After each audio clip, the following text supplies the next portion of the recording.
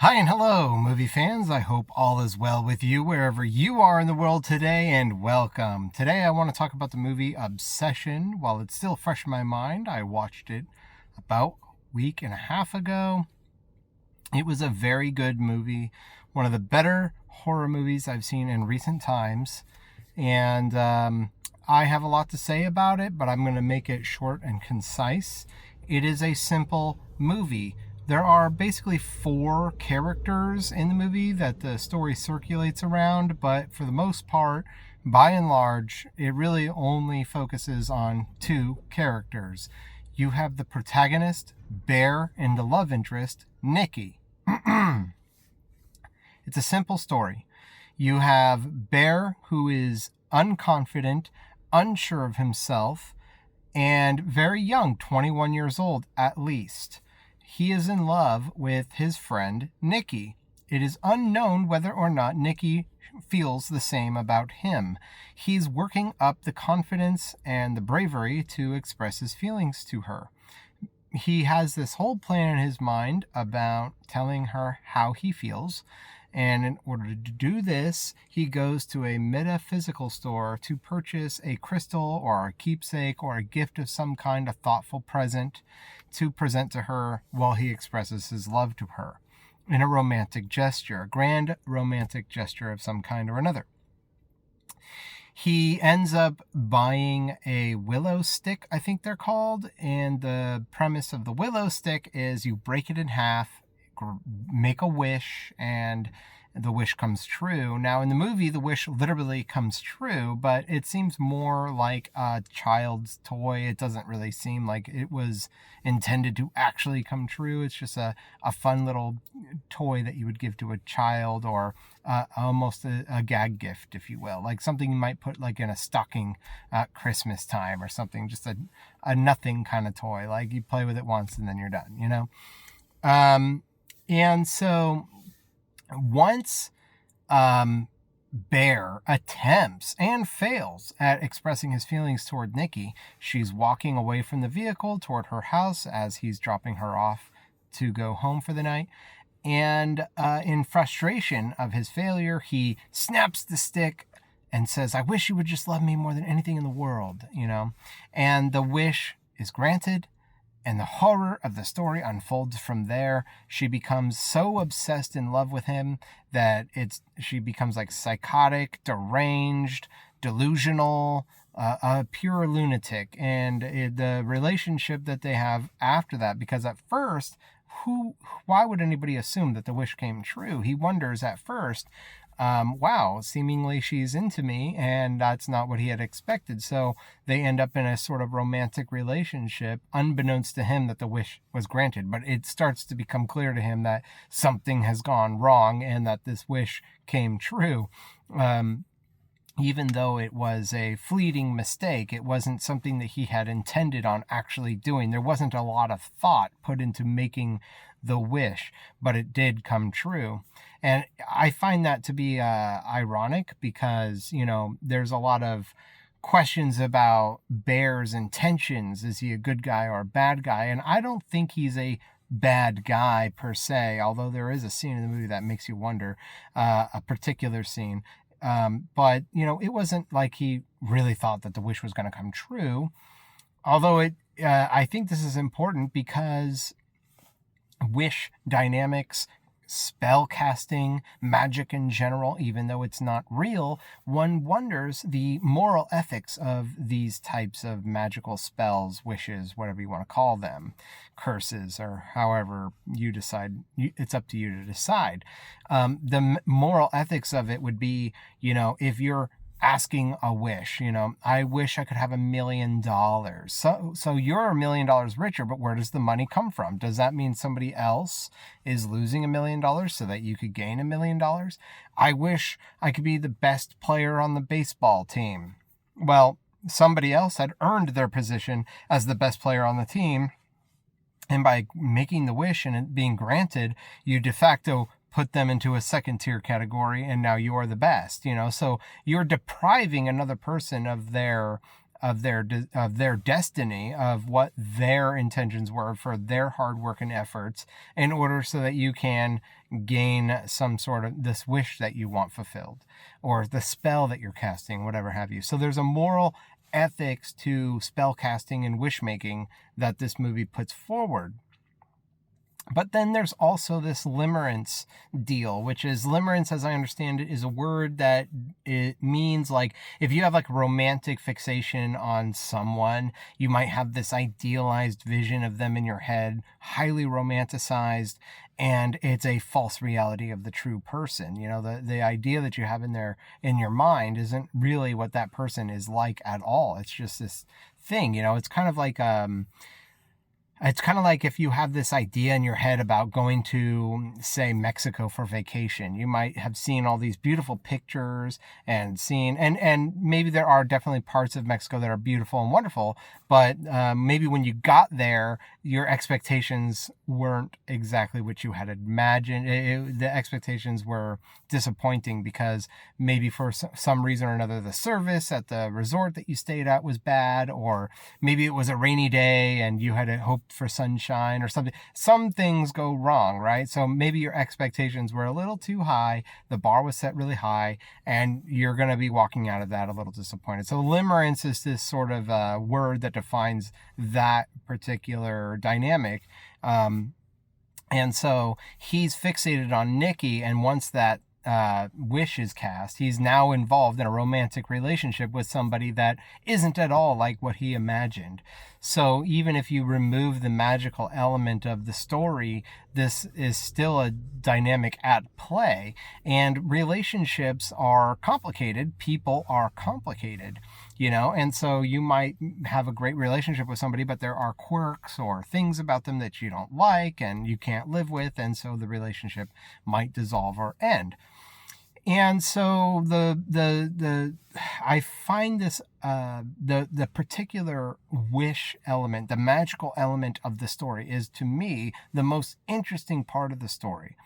It is a truly horrifying movie, and it also has a lot of comedy throughout, and it was done cleverly, that I was laughing out loud where the scenes were funny, and it doesn't take itself too seriously. The director is enjoying the jump scare, red herring jump scares throughout the story, seemingly playing with the audience, having fun with the audience, and tinkering with their adrenaline rushes and so on and so forth. So I really enjoyed that aspect of the movie, and it was fun. But the actual lesson, the takeaway, the conversation that I think is to be had about this movie isn't really so much about Bear and Nikki, but more about the obsession itself, you know. And so I wondered at the beginning, as I thought about this, is Bear the obsessed one, or is Nikki the obsessed one? And Nikki, she had a spell put on her, so it's not her fault that she's obsessed with Bear after the wish was cast. Bear, in my mind, is the one who is obsessed.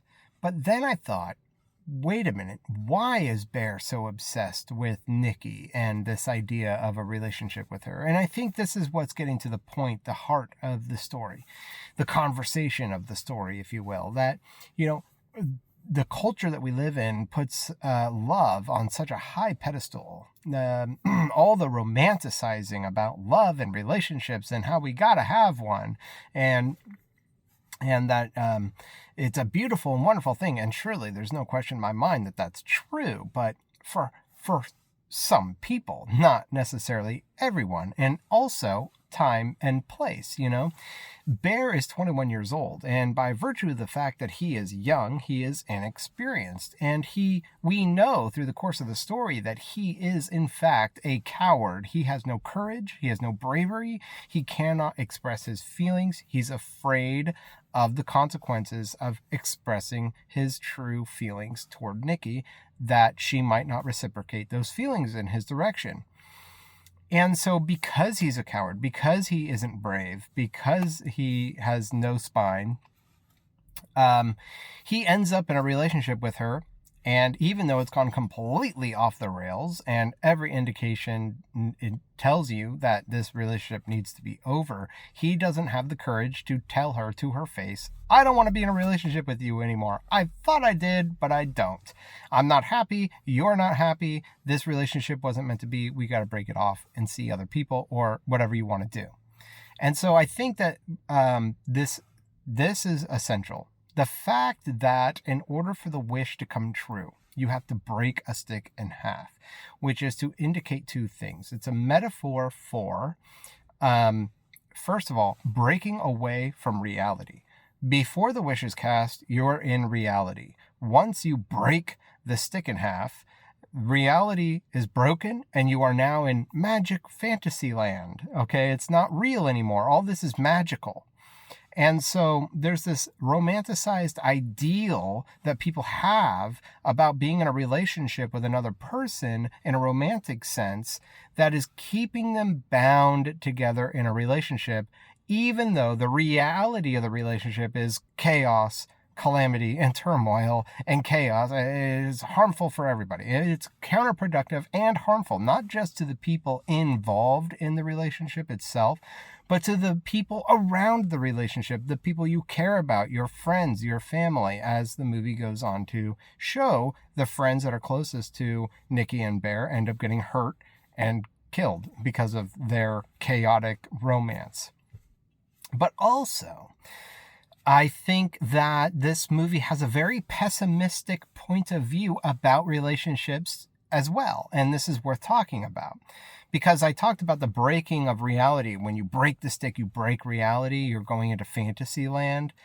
But also, I've heard this said before, that life is a beautiful death. The moment you're born, you begin dying. And nobody knows when you're going to die or how you're going to die, but eventually we all die. And the same can be said for romances and relationships. No single relationship truly lasts forever. No love will last forever, unfortunately. And so by breaking the stick, it's almost as if to suggest, in a metaphorical way, that you have started the relationship, but a relationship is a breakup. You know what I mean? Does that kind of make sense? That's what I'm reading. That's what I'm picking up from the movie, at least. So he gets into a relationship by breaking a stick in half, which is to suggest a breakup. I beg your pardon. Excuse me.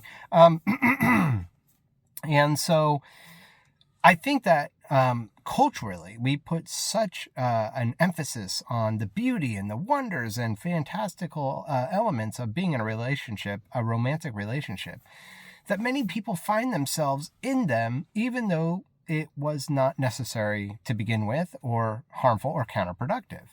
Now, it probably would have been better for Bear to work on himself before investing into a relationship, right? Because we know that he lacks character, he lacks a spine, he lacks courage and bravery, and he's still quite young, 21 years old. He hasn't got a firm grasp on his future yet.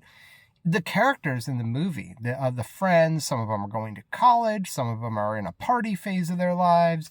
The girl Nikki is having like kind of one night stands with the other friend, and they're figuring things out. This is very much a point in one's life where, because of your inexperience, you're trying to get some experience and figuring out who you are as an individual, what you want to be in the future.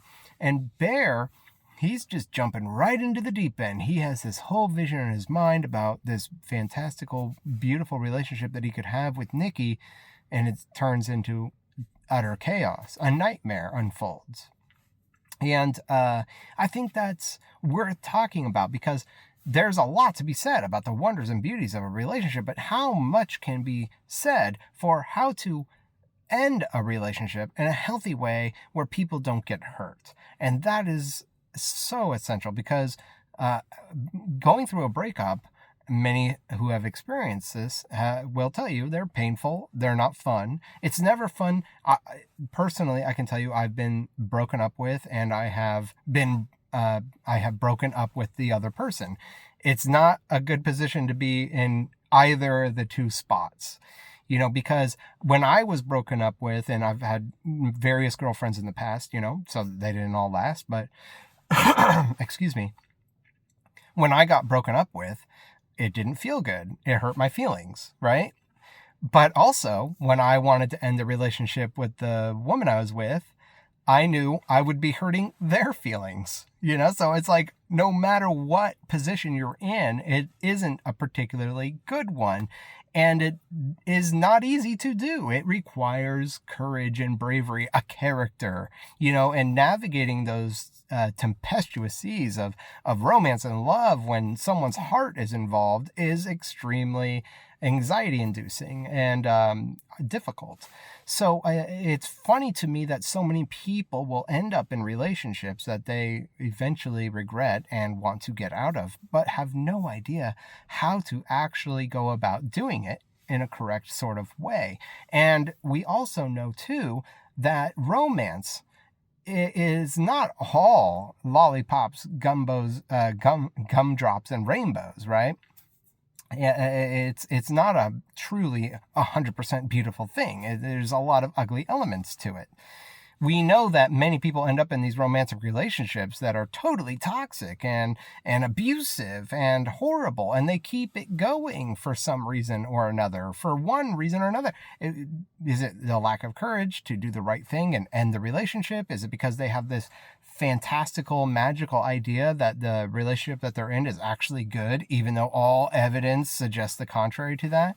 I think that it's fascinating to think about. And what the movie puts forward is that if you think of a romance as a beautiful death or a beautiful breakup, if you will, then it makes you wonder, is the juice really worth the squeeze? Are you really getting involved in something that you should be getting involved in? And I think that for many people, they have this idea in their mind that they would be happy if they got with somebody, the woman of their dreams, the man of their dreams, or this particular person that they're crushing on. But it also may be the case that you would be better off not doing it. And so I think that this movie has a pointed interest in asking the audience this sort of question. Whoever you're pining after, whoever that person is that you want to be with, is this really what's best for you here and now? And are you truly going to be able to respond to the responsibilities of love with another person? And that's something that the movie brings up time and time again. This, now that he has cast this spell on Nikki and she's head over heels in love with him in a deranged, psychotic way, he is told, you have a kind of moral responsibility now to take care of this situation that you put yourself in. You did this. She didn't do it. You did it. And so the right thing to do would be to handle it, which he does attempt to handle.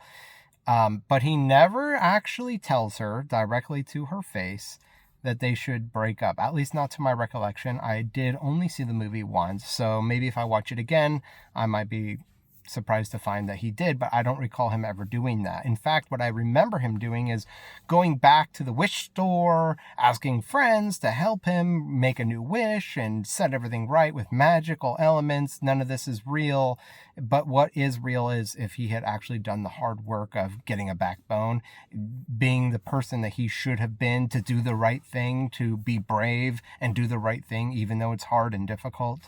And I don't think that enough people are prepared for that aspect of a relationship, but they're fully prepared to jump right into the deep end of the pool without even knowing how to swim. And that is a problem for many people and relationships. So this movie sort of asks that question, especially of a younger audience, the inexperienced lover, if you will. Older people who have been through several relationships probably get better at the breakup process as they get older and more mature and more wise and more emotionally developed and know how to handle them better. And I think this movie asks the audience, maybe now in your young years isn't a great time to get into a deeply committed entanglement of love. Maybe work on yourself a little. That's all. So with that being said, that is my impression of the movie Obsession. The wish element is the most interesting dynamic of the film. I found that to be a key component to the story. The balance between reality and fantasy, because I think personally, reality is always going to be reality. And it's a balancing act because fantasy is so tempting. It's so tempting, but it isn't real. And you have to be able to discern the difference between fantasy and reality. What's going on in your mind isn't what's happening in real life. And this is where people get tripped up all the time. So thank you for listening. That's my impression of the movie Obsession. And bye for now. Take care.